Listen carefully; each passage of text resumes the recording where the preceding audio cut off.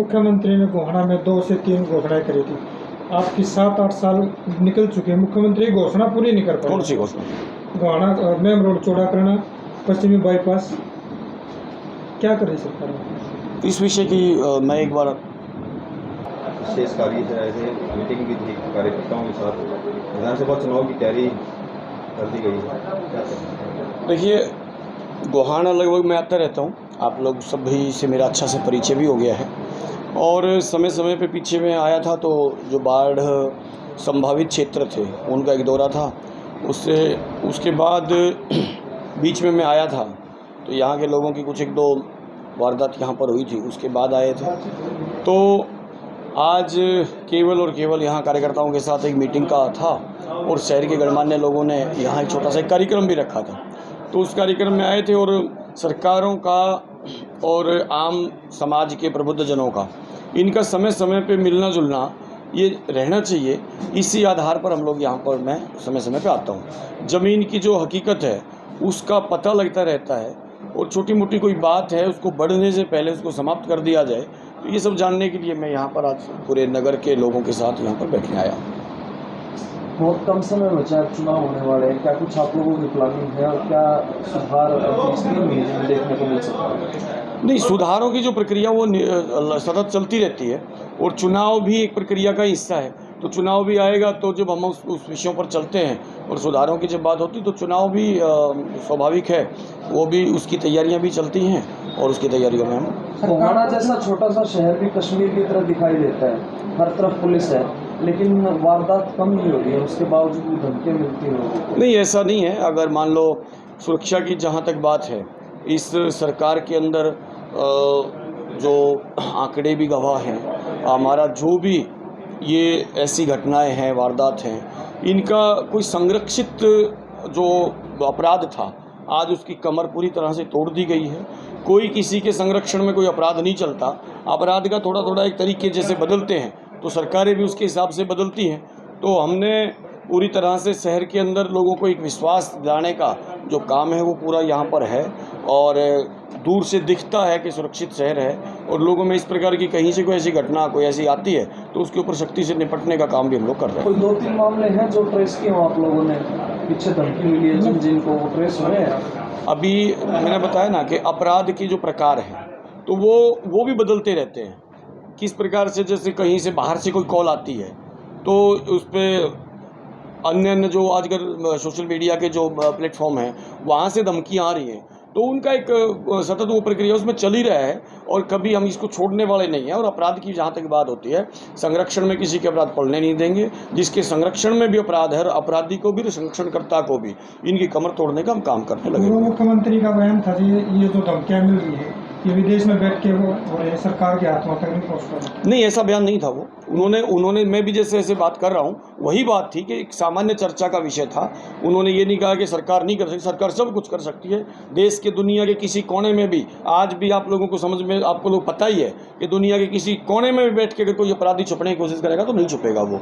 तो भारत पूरी तरह से मजबूत स्थिति में है और हरियाणा भी उसका एक मजबूत पार्ट है। अभी पीछे आपने देखा है, अभी वो कल ही हमने कोई यहाँ बदमाश था उसका मकान तोड़ा है। तो ये सारी चीज़ें जहाँ जितना भी उसको चोट पहुँचाने का काम होगा वो कर ही रहे हैं हम लोग। मकान तोड़ना ही काफ़ी है किसी को अपराध रोकने के लिए? कोई नहीं, वो काफ़ी है या नहीं है, लेकिन वो भी एक हिस्सा है। तो वो काफ़ी है वो नहीं है वो बात कभी। सरपंचों को आप लोगों ने अभी ग्रांट दी है, ये पिछले 5 साल या उससे पहले आपकी सरकार ने तब क्यों नहीं दिया और क्या होगा? नहीं, ये जीवन भर ना प्रयोग चलते रहते हैं। तो प्रयोग में ऐसा आया कि शुरू में जो हमने टेंडरिंग का जो मामला आया तो हम सरकार जो चलती हैं वो जन भावनाओं के आधार पर चलती हैं। तो हम लोगों ने एक योजना बना कर नीचे भेजी, लेकिन जब जन भावनाएं इस प्रकार से आई तो हमने उनका सम्मान करते हुए और वो निर्णय लिया।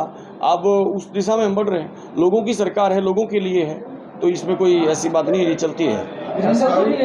लोकसभा में इतना खराब रिजल्ट रहा, इसके बाद आप लोग एकदम से उदार हो गए हैं कि फटाफट चीज़ें करें, सुधार हो? नहीं, लोकसभा में मतलब ये है ना, आप सबको पता है कि जब 10 साल में भूपेंद्र हुड्डा के बाद 10 साल उन्होंने शासन जब चलाया तो उनका जो विरोध था वो एक सीट पे रह गया था आगे, ठीक है। हम 5 सीटों पे हैं। आज भी पूरे प्रदेश के अंदर 44 सीटों पर भारतीय जनता पार्टी ने विजय हासिल करी है, 42 सीटों पर कांग्रेस ने विजय हासिल करी है, 4 सीटों पर आम आदमी पार्टी जीती है। तो ठीक है, एक एंटी इनकम्बेंसी भी होती है और जहाँ छोटी मोटी कमियाँ आती हैं उनको ठीक करने का काम करेंगे। सरकार जिस तरह से घोषणाएं कर रही आपके है, लिए है, तीसरी बार सरकार बनाना बड़ी चुनौती भी आपके लिए है। देखो, चुनौतियां तो जीवन में हर कदम पे हैं और उस हिसाब से चुनाव भी चुनौती है और चुनौती को हम स्वीकारते भी हैं। वीरेंद्र बुटाना जिस तरह से यूनिवर्सिटी को घोषणाएं अभी कर रहे तक हैं, आप लोग भी कई बार इससे जा पहले चुके हो। जो दूसरी पार्टी के लोग जो सत्ता पक्ष के, वो कह रहे हैं कि रेवड़ियां बांटते हैं ये लोग। अब जो आज फ्री दे रहे हैं, कहीं हैप्पी कार्ड है, कहीं इलाज, ये फ्री नहीं है। इलेक्शन नजदीक आ गया जब। सुनो, ये हैप्पी कार्ड और ये फ्री देने वाला हम इसका नहीं समर्थन करते। अब ये हैप्पी कार्ड है जो समाज में पिछड़ गया है, उसको आगे लाने का, एक सहयोग करने का, उसके जीवन जीता है, हम उसको जैसे हमने अभी विद्यार्थियों को किया है। 65% जो विद्यार्थी अंक लाएगा उसको हमने 500 किलोमीटर की यात्रा का मुफ्त वो कार्ड दिया है। अब वो कार्ड उसको उत्साह बढ़ाने के लिए है कि नहीं है, ये एक मानवीय धर्म है कि नहीं है। उत्साह बढ़ाने का एक मामला है कि जो समाज में पिछड़ा है उसको साथ लाने का काम करेंगे। आप खुद भी कई बार जा चुके हैं। जनता बुटाना अभी तक यूनिवर्सिटी का रूप नहीं ले पा रही है। जनता बुटाना यूनिवर्सिटी का रूप सरकार की मंशा में आपको भी पता है, किसी प्रकार का कोई हेरफेर नहीं है। सरकार ने उसके लिए ओएसडी नियुक्त कर दिया है। वहाँ पर जो ज्वाइनिंग हुई है, अब उसमें जिस प्रकार की थोड़ा सा वो विषय है, एक दो छोटी छोटी और एरर हैं, उनको हम लेके चल रहे हैं और जनता बुटाना यूनिवर्सिटी बनेगी। घोषणा जो कही है वो पूरा करने का काम हमारा लगातार वहाँ जारी है। 2018 की युवाओं का हौसला बढ़ाएंगे, दूसरी तरफ नीट की परीक्षा को लेकर जो देश में हो रहा है वो सब आपके सामने, कोई बात नहीं, चर्चा भी नहीं करना चाह रही नहीं, सरकार। कौन चर्चा नहीं करना चाह रहा है सर, सरकार? कोई भी भर्ती आपके बिना विवाद के कंप्लीट नहीं कोई नहीं, ऐसा है। देखो, हम तो ये कहते हैं कि सरकार की मंशा में एक भर्ती गैंग बना, जो ये भर्ती रोको गैंग जो है वो अपना काम कर रहा है, हम अपना काम कर रहे हैं। और कोई भी भर्ती में ऐसा कोई दिक्कत सरकार किसी भी भर्ती में भी नहीं आ रही है। अगर सरकार, आप बता रहे ना, किसी भी एक भर्ती बता दो कि वहाँ सरकार दोषी मिली होगी, किसी को एक बता दो कि हमने जिस प्रकार से पर्ची खर्ची का जो दौर था उसको हम निकल के बहुत आगे आ चुके हैं।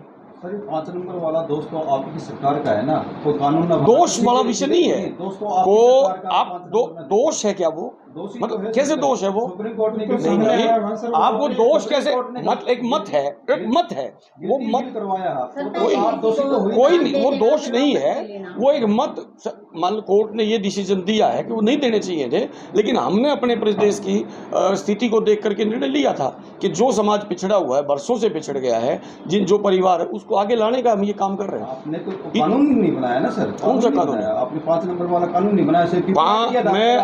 मैं आपको ये बता रहा हूँ, मैं ये आपको बता रहा हूँ कि जब भी कोई हम काम करते हैं तो हमारे मन का भाव है कि जो समाज में जिसको आवश्यकता है उसको आगे लाने का। जब वो कोर्ट में कोई बात जाती है तो फिर वो हम बराबर आ जाते हैं दोनों। अब कोर्ट ने ये निर्णय दिया है, हम उसके साथ खड़े, और अभी हम उन बच्चों के और जो लगा है जिनकी नौकरी में, उनके साथ खड़े हैं। अभी कोई रास्ता निकालेंगे उसके लिए भी, वैसे दिक्कत नहीं। नीट की परीक्षा के बारे में आप पूछ रहे थे, नीट की जहाँ भी ये जाल है वहीं पकड़ेंगे और ये समस्याएं चलने वाली है। जब भी हम आगे बढ़ेंगे समस्याएं भी आएंगी, उनका समाधान करने की मंशा भी है और उन समाधान करने का हमारे अंदर जज्बा भी है। मुख्यमंत्री ने गोहाना में 2 से 3 घोषणाएं करी थी। आपकी 7-8 साल निकल चुके हैं, मुख्यमंत्री घोषणा पूरी नहीं कर पाए। कौन सी घोषणा? गोहाना मेम रोड चौड़ा करना, पश्चिमी बाईपास, क्या कर रही सरकार? इस विषय की मैं सारी बातों का विशेषज्ञ हूँ ऐसा नहीं है, लेकिन अगर ये ऐसा है तो इसकी जानकारी मैं जल्दी ले लूँगा। सर, एचसीएस भर्ती में एससीबीसी के साथ भेदभाव किया गया है। 2022 में होते हैं पोस्ट खाली रोक, ये ऐसा नहीं होता, ऐसा भेदभाव वाली सरकार नहीं, जाली हुई सरकार है। पुराना प्रश्न आपका है। सरकार